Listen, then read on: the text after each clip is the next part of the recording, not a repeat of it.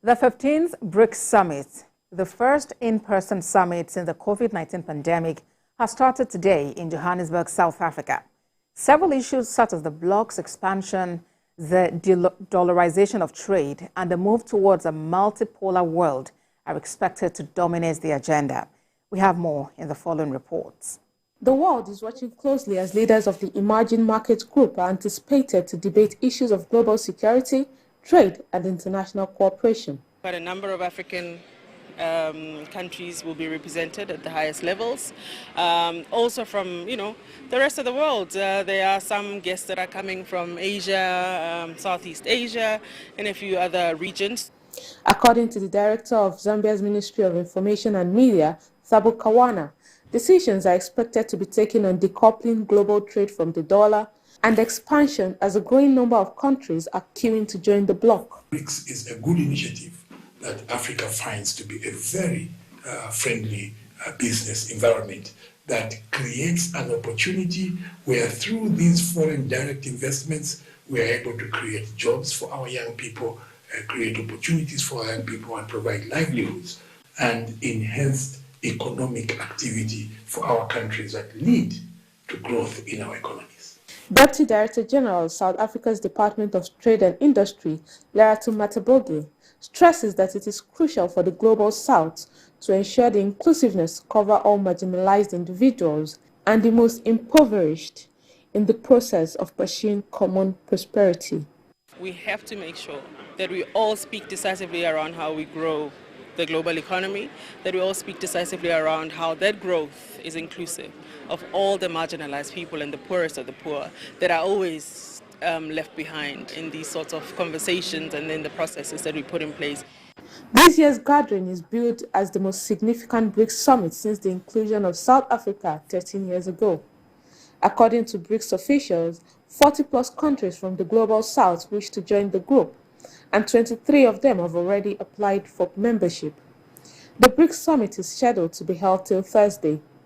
BRICS is the acronym for the Emerging Market Group that comprises Brazil, Russia, India, China, and South Africa. The BRICS countries boast over 40% of the world population and about 1/4 of the world economy.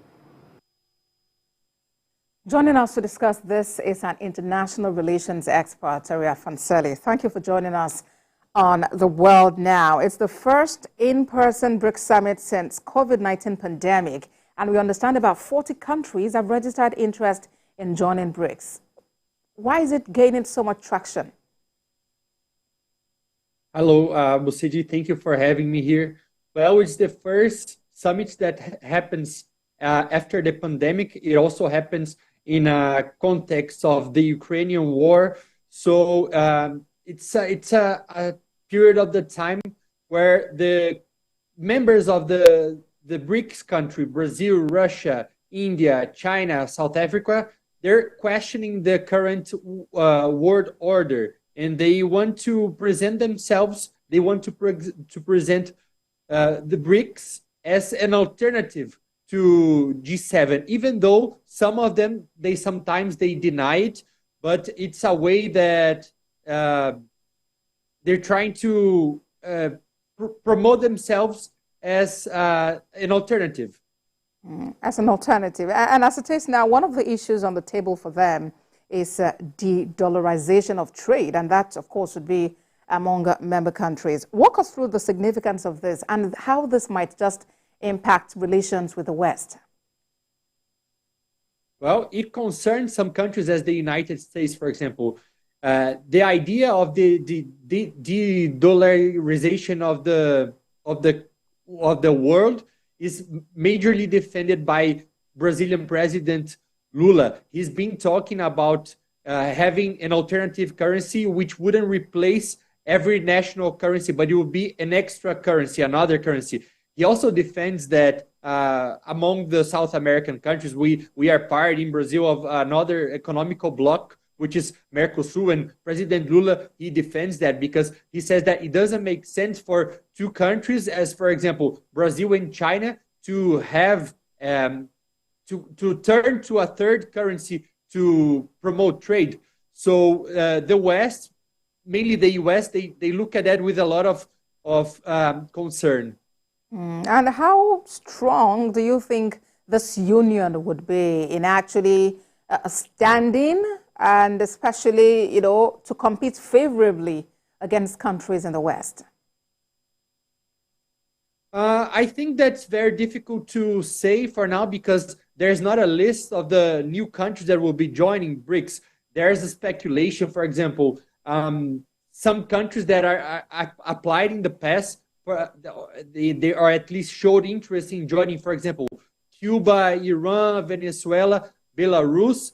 That would not send a good message if they join right away because the bloc would be known as a majorly as a dictatorship bloc because most of these countries are authoritarian regimes. But at the same time, it's discussed the joining of countries such as Argentina, Saudi Arabia, Nigeria has applied formally. Nigeria is one of the 23 countries that applied formally to join the bloc. So it will depend on how many countries join right away and also their economy. And we know that criteria for membership hasn't been agreed on just yet. How easily do you think member states would actually agree on this such that those who are willing to come on board and they can forge ahead in progress? It's very difficult to get to criteria that all the countries agreed on. For example, you have now Russia and China that defend a larger expansion of the bloc. China because it wants to present itself, it wants to grow its influence in the world. Russia has been isolated majorly by the West because of the Ukrainian war.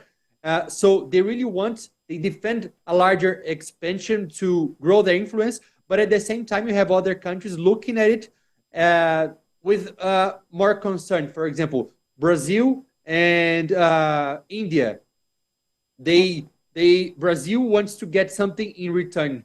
Something that President Lula has been defending is the Chinese support for a reform of the United Nations Security Council. So he's been trying to push for that. Play with that. Yes, yes, in exchange. And every country will want something in return. Indeed. And agreeing on a common front might just be a bit difficult, but hey, we wish them all the best as they come together to make the economy better. And fortunately, at the moment, your country is already a part of BRICS, so that's quite great. International relations expert, Uriah Fanseli, thank you for talking to us on The World Now. Thank you.